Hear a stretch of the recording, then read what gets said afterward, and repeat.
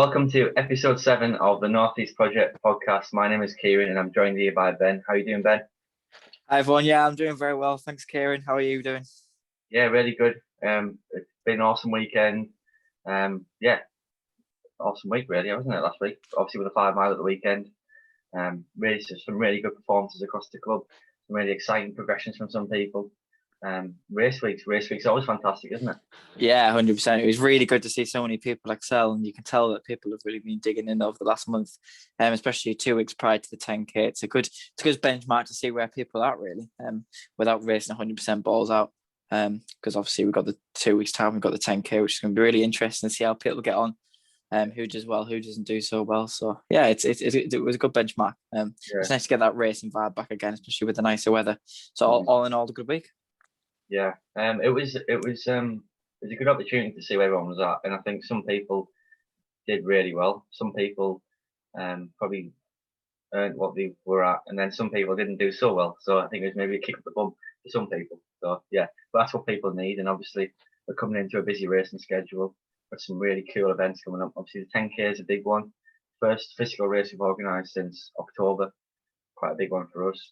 And then of course we've got all these other races from other organisers popping up, got Croft coming up and all that.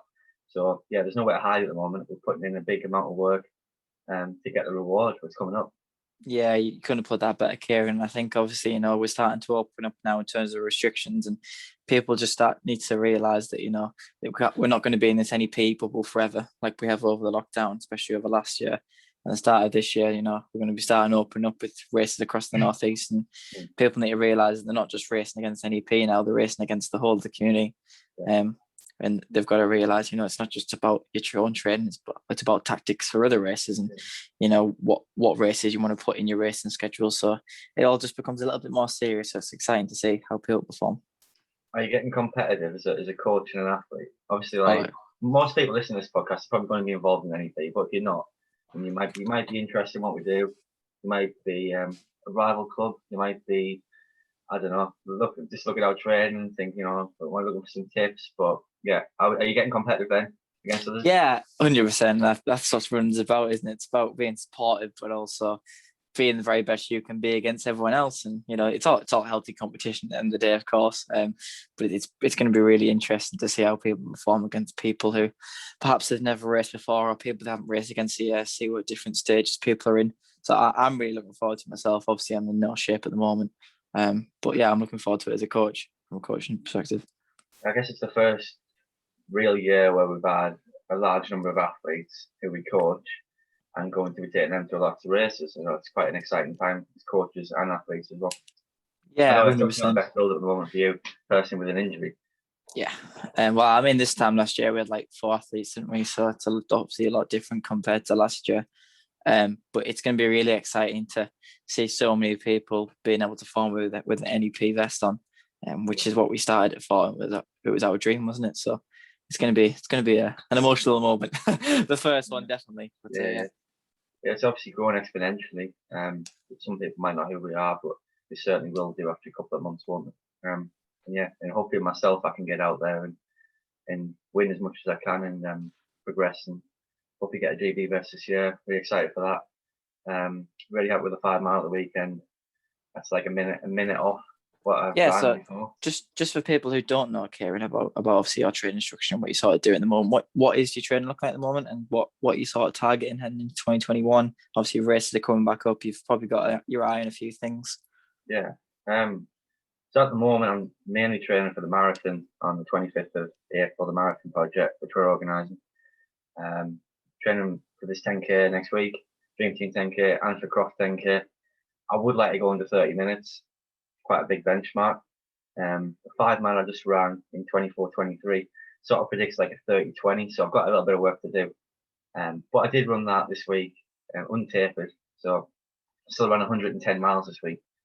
So I think with a good taper, I could find those 20 seconds and go under. In the marathon, I'm aiming for in April 2:22. I think I did set an original benchmark of sub 2:25. But I've moved it down a bit more closer to 2:22. I don't know. I honestly have no idea how it's going to go. I've had some good sessions.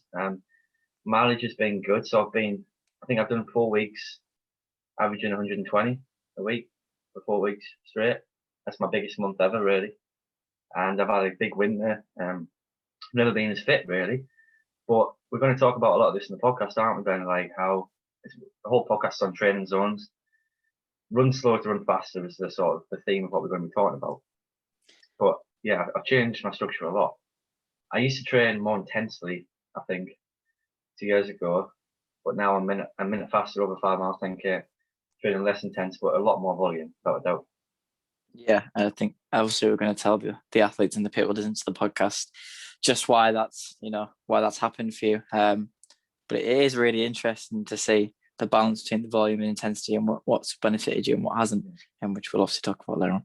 I think it's also about taking calculated risks, and you can be in your safe bubble of what you've done in the past, what you've been told. But when you go out of your boundaries and you experiment, some crazy things can happen. I guess I'm experimenting at the moment. I'm a test body in myself. We don't do that with our athletes, by the way. We try and keep it safe. But there's definitely things I've done that probably haven't been safe, but have paid off. Definitely. Yeah, you've obviously got the scope of practice to be able to do that. Obviously, and you're coming across with a coaching science qualification. Obviously, you've been coaching for a good 2 years now. So, and it's nice to sort of experiment as to what works and what doesn't work for you. Obviously, you're your own coach essentially. Yeah, we give advice to each other. And interestingly, we base our whole thing on personalised plans. And I don't write my own plan. I use my head, and sort of adapt through the week. I don't actually write a plan. I've not wrote a marathon plan for this marathon. To be fair, you've had a good structure with it. I think you sort of know what you're doing the week before, but you haven't per se wrote a plan, have you? Yeah, I know what to overload and what not to overload in the week. And, because I'm doing that. Progressive overload and periodization, isn't it? Because I think we touched on it a few podcasts ago about writing plans weeks and weeks in advance, but then you can never really do that because so much changes in 1 week. You've got to adapt so much, and sometimes you might set a workout in 2 weeks to hit a certain pace. But actually, you're much faster. So what's the point of that? Yeah, 100%. But this marathons especially is going to be a massive benchmark for you, Kieran. And obviously, a few athletes in the club are doing it as well, so it's going to be really interesting to see how they go on. Yeah, obviously we've got a team going, we've got paces, we've got great support, and all the fine details of the event are coming together.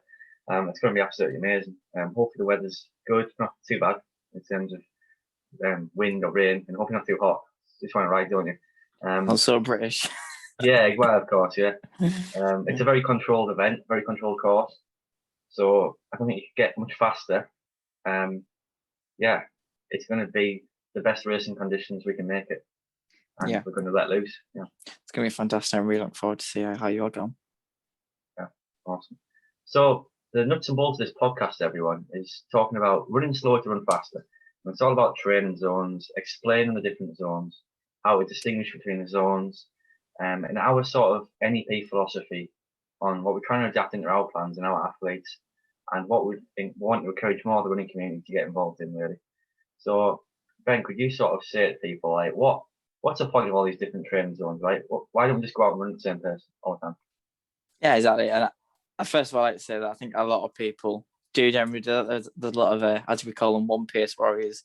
Yeah. You'll turn to a session and people are like, well, I've only got one pace. And that's, it's completely untrue. It's just because people haven't tried it before. And I think a lot of people, especially beginners who don't necessarily know how to train specifically and properly, will just go out and race every single run. They'll jump out the door and they'll just run as hard as they can. And the next day they'll run as hard as they can. And it's not about that. It's about adapting all the specific zones and all the specific heart rates in your body ultimately to also recover and get the highest quality out of your sessions. I think that's the most key point, to get the highest quality sessions that you can get in. A lot of people try to do like up to 3-4 hard sessions a week, where some people only need 2 hard sessions. But it has to have the right balance in between easy miles and steady miles. But generally there's like 5 zones. So you've got like your zone 1, which is very light, which is like 50 to 60% of your heart rate max. And then go all the way up to maximum, which is like your fast intervals, hard racing, which is like 90 to close to 100% of your max heart rate, which is all sort of put together. And you've got to have a good balance in between these 5. And it obviously depends on, first of all, your ability. So how many miles you do in the week, depending on how good you are and how how much your body is adapted to the previous weeks. But also the periodization of a plant's really important. I mean, 4 weeks before your race, you don't want to be picking up your volume massively, and causing yourself to burn out or risking an injury. You want to time it at the right time. So there's a lot of factors that sort of come into play. That's sort of my side of it, Kieran. How about you? Obviously you've got different ways to measure those training zones, which is something that we're debating on implementing within NEP. So you've got pace itself. I mean, you use a sort of recent race performance. So let's say you've run 20 minutes for 5K. That's gonna, if you put that into a calculator, you're gonna pick out your easy, your threshold, your VO2 max, your repetition work. And there's lots of different zones. I mean, talk about 5 zones. I know Strava uses 5 zones. Different training philosophies use different zones. Some philosophies have like 10 zones. You have zones within zones and all that. I think the important ones are easy pace, which is 60-70% of sort of max heart rate. It's conversational pace. You go out, you enjoy your running, you're chatting along, you're building your aerobic foundation. And then you've got your threshold, which is the pace you can hold for 1 hour. It's an important pace because if you can improve your threshold pace, you can improve your 10K, 5K time, marathon time, half marathon time. It's really specific, and it trains your body to use lactate more efficiently and to clear lactate, to clear waste products, and to run faster for longer, essentially. One of the most important ones. You've got VO2 max, which is your maximum aerobic capacity. This is sort of determined by your genetics, but you can train it by 20-30%. And this is important for essentially making you faster. It's very specific to 3K, 5K. But the higher your VO2 max is, the more oxygen you can get in, the more oxygen you can use for energy, and the faster you can run. So the higher VO2 max. Have you had a VO2 max test, Ben? No? I don't think I have, actually. No, I don't think I have, no. No. I had a couple back at Sunderland University. Pretty cool test that hurts. It doesn't determine your whole performance, but it's a good measure. And then you've got repetition, so that's your mile pace work. That's training your running economy, so to make you more efficient in each stride. We think about running as oxygen all the time, in terms of our breathing, in terms of our aerobic fitness that way. But how about the actual structural foundations of how we move? So the faster you can run a mile, the faster you can run a marathon. That's an important aspect. You look at all the top marathon runners at the moment, they've all been milers in the past, in the late teens, early 20s, and they've extended the pace up to that distance. So that's an important aspect to working in training as well. Now, if you're a one-pace warrior, you're probably training somewhere in the middle of actually none of those zones. So steady is like the middle ground, zone 3 maybe, that sort of tires you out, but it doesn't really get you much aerobic benefit, as opposed to threshold VO2 max and your mile repetition work. So that's the sort of theory behind setting out those zones. Each zone has a particular purpose. Yeah, obviously a lot of the sessions are either demonstrating zone 3, zone 4, zone 5, which is either like your anaerobic, aerobic, or like your VO2 max work. If you had to like say to athletes caring about like the balance between like zone 1 and 2 and zone 3, 4, 5, what would you sort of say that would look like? So yeah, as you said earlier, it depends on your weekly mileage. So someone who's running 100 miles a week can do a lot more work in those higher intensities in terms of the session. There's like percentages for that. I guess you can't do VO2 max repetition work and threshold every week. So it's normally two sessions of those a week. We like to sort of use 2 or 3 hard sessions a week, don't we? Where we do 2 probably tough ones, a VO2 max session, a threshold session, and then maybe like a moderate session, or we might throw in a fartlek. So a fartlek touches on all the zones. So you run easy, you run steady, you run threshold, you run VO2 max, you run repetition. Fartleks are quite good for that. It's a good balance, and it's sometimes used when you want a moderate workout, or you're building up fitness, or you're trying to add some variety. Fartleks are really good for that. Threshold, of course, is your tempo runs, or your broken up tempo runs. So, for example, a 6-mile tempo at threshold pace, or a 6 times 1 mile at 5 seconds faster than threshold for the jog recovery. So then that's still training your threshold system really well. That's another way to do it. And your VO2 max stuff's that 3 to 5 minutes of really hard, intense work, 9% max heart rate, 3K, 5K pace, where you're breathing a lot really. You're trying to get as much oxygen as you can, and your body's getting used to that and handling large amounts of oxygen, making energy. That's your sort of 1K repetitions, 800 meter repeats. And of course, the volume depends on how much mileage you're doing in a week. Yeah, obviously working on that oxygen deficit, but I think it's really good how you put there, obviously, that we're doing like 2 or 3 hard sessions a week for athletes. But a lot of athletes think that they have to run like 100% every single session, where necessarily it's not really true. And I think let's talk about the misconception. Yeah, let's talk about the errors. Yeah.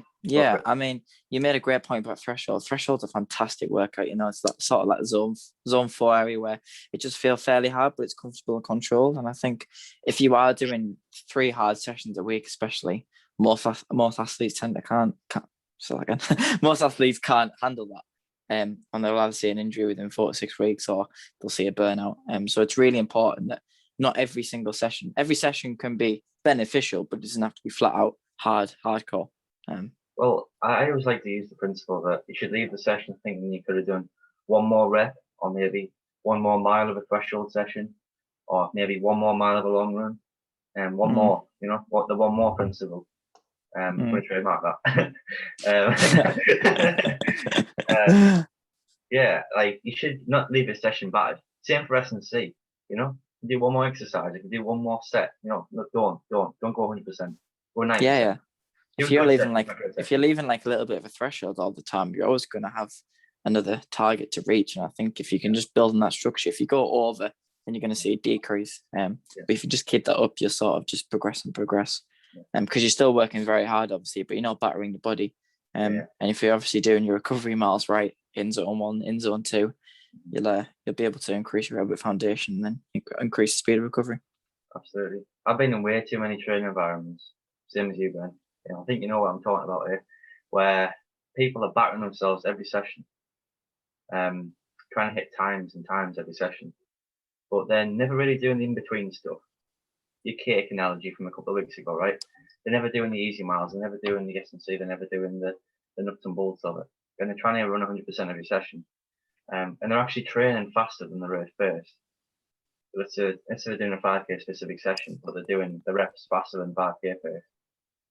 But then in a race, for some reason, they can't even run the original 5K pace. They can't put it together. They're burnt out. Their best workout is on the training pitch and not in the race. Yeah, I mean, it sounds ridiculous with the cake analogy, but I just think it's fantastic. I just think it sums up everything absolutely well. I mean, to be able to make a cake, you've got to have the right amount of everything. So you've got your eggs. I don't know how to make a cake, but you got an eggs, flour, milk, sugar, all that sort of stuff.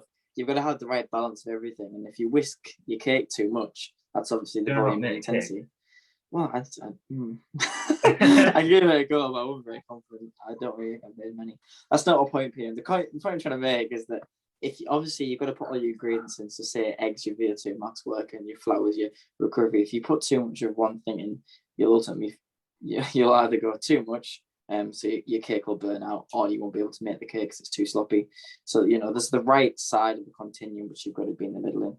If you whisk your cake too much, that's your volume and your intensity. If you do too much, ultimately it's going to A, go all over the place, or B, it's going to be too thin.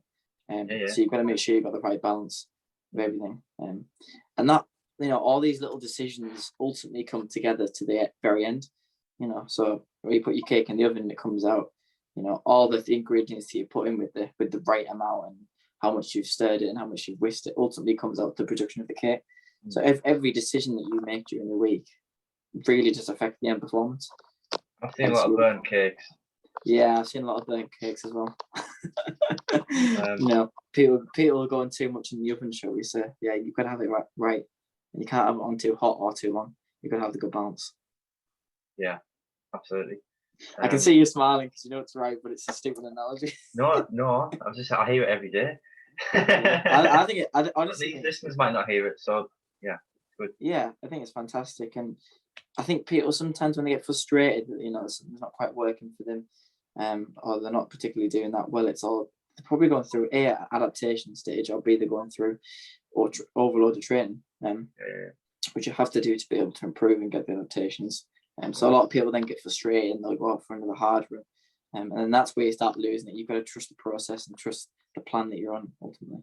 We're sort of circling around different topics here. I will bring it back soon, but good point about the fact that when people feel tired. So they do a hard session, do a hard week, do a hard training block. They feel tired, so then they feel like they're worse. So then they go out and train even harder. But actually, they've got to realise that that's their body adapting, and they've got to come back fitter with recovery. That's a concept that's really hard to get your head around, because in the week, your easy runs should be the hardest run, really, because you're tired from your hard session. Okay, so your easy runs have to be really, really slow. Coming back to running slower to run faster, that's a topic, right? So for me, my training, especially the last at least 6 months, I've changed it on its head, where I used to do 3 hard sessions a week, 80 miles a week, trying to hit times all the time in sessions, a lot of intensity, a lot of speed. Now I'm almost doubling that. I'm hitting 120, 130. I'm in coach miles, maybe even 150, who knows. But it's a lot more slow. I've slowed my easy runs down from 6-minute miles. Sometimes 5-minute miles. I was going out doing easy runs of 5-minute miles, which is not easy. Kidding myself, really. But now I'm doing them 8-minute miles, sometimes 9-minute miles, and I'm recovering, and I'm not battered for my easy days. But then I'm able to put, instead of doing 10 easy miles in a day, it's 6-minute miles. I'm able to do 25, 30 miles in a day at 8-minute miles. So I'm getting 3 hours of aerobic activity instead of getting an hour. And your aerobic fitness is a function of time spent at that intensity, not the intensity. So when we talk about easy running, it's not about running faster. It's about the time spent of easy running in the week. That's what's going to make it aerobically stronger and fitter. And that's an important It's a function of time spent doing it, not the intensity. I got you. Yeah, your zone 1 and zone 2 is very safe mileage as well. If you take it to an easy pace, it is safe. Like you're running an 8-minute mile, 9-minute mile. In terms of your muscles, it's not going to be much of a hard workout. Obviously, it's quite an impact on the bones. But if you're doing the correct strength and conditioning, it's not going to be much of a problem for your body. I know you had a few, especially your first month or two, Kieran, you had a few issues, didn't you? But then once you adapted to it, I mean, look where you are now. It's brilliant. So nothing happens overnight, of course. And exactly. You were patient. Patient inconsistency. There's too many athletes who are inconsistent. Sorry, Ben. Thanks, Too many athletes inconsistent. Consistency is the winner all day. If you turn up and have a good day every day, or even an average day every day, you're gonna end up somewhere quite good. If you try and have great days and you go all in, then you're going to suffer and burn out at some point. Okay, you've got to have a nice, even, steady progression. That's the way to do it. I feel like I'm listening on this podcast now. I'm not doing it. Not doing it. No, you're right. I mean, I went through that sort of structure through last summer. Sorry, not 2020, summer 2019. I did really well during the summer 2019 because I wasn't going great days every day. I was just having good days consistently. So that was my sort of best training period. Again, completely right. Yeah, and I think something that's quite responsible for this is how we compare ourselves to each other. So Strava is a killer for this. I mean, it's an absolute killer, right? So we look at what other people are doing, their workouts, and then we try and match that. I think if they're doing that, then they're going to run that time. So then I need to do this to be able to beat them and run that time. And they're not understanding the whole context of what that person's doing. And that's not just training, that's lifestyle factors as well. So that's what job they've got. You know, are they sitting behind a desk all day and then go and doing the tempo run, or are they on their feet all day and then go and do the tempo run? There's a massive difference, isn't there? Yeah, and people are in different cycles of training. So, you know, people might be training for half marathon, marathons, 10Ks, 5Ks, which might be in a week's time or 3 months' time. The countless amount of people who look at people's Strava and they just copy the session. It's got absolutely no relevance.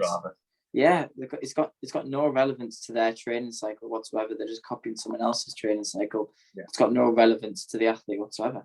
I didn't know a thing on Strava was that people stay private because they don't want other people copying the training. Yeah, I don't blame them. I don't blame them. Like, that's not a thing, right? Because like you can't copy someone's training because that's for them. It's like it's like copying someone's medicine prescription. It's not for them. Yeah, you completely. I mean, imagine a training plan. It is a prescription, isn't it? If you're taking a certain substance that someone else takes to help them, it's not going to help you. You know, if you don't have the conditions. So it's good comparison, like Kieran. I like that. Yeah, but it really annoys me when people get sort of self-anxious about that. I know there's some privacy settings on there for other reasons, but I just think for that reason, like, people cannot copy your training, and I'm quite open about my training. I share everything I do. If someone wants to copy it, feel free. Yeah, exactly. I mean, end of the day, you can copy all I want, but you've got to put the work in. You've got to put the miles in. I'm on the same thing as you, Kieran. I mean, I'm public. Obviously haven't done much over the last few months due to my injury. Not much training to look at. Yeah, cheers, Kieran. Thanks. Sorry, Ben. It's all right. No, a lot of cycling, don't worry. Yeah, there's quite, as you have, quads are massive now. Biking up flats every day. But yeah, you're completely right. I forgot what I was going to say now. Yeah, so it all links back to running longer, slower to run faster. And I think encouraging more volume is an important principle within NEP essentially.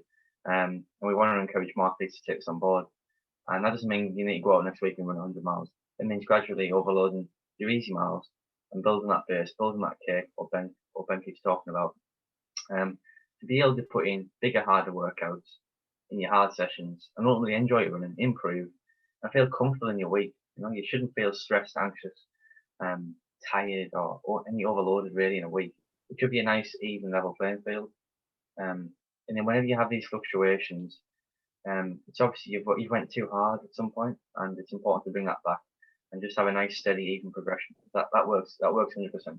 I've seen athletes within NEP who have had, I would say, a really consistent. They never really have a breakthrough performance, but if you look at the performance over the whole 12 months, they've improved by like 3 minutes over 5k, and they've had a steady progression. They've never been injured. They've never had a long-term layoff, and they're just consistent hard workers, and that always wins in the long term. And that's what we're trying to encourage.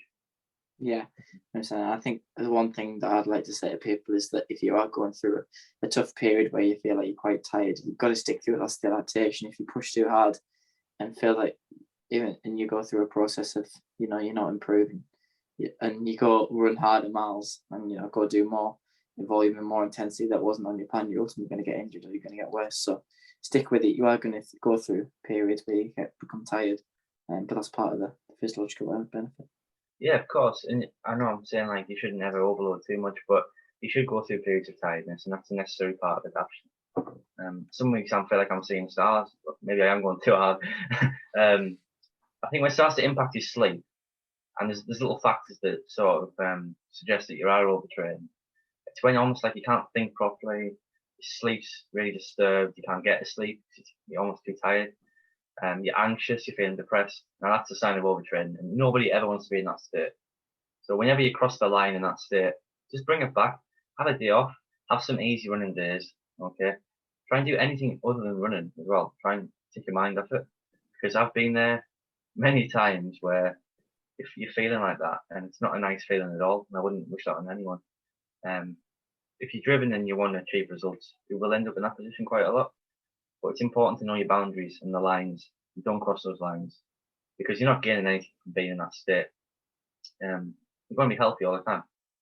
You got to overload, but be healthy doing it. Yeah, you've got to enjoy the process as well. Absolutely.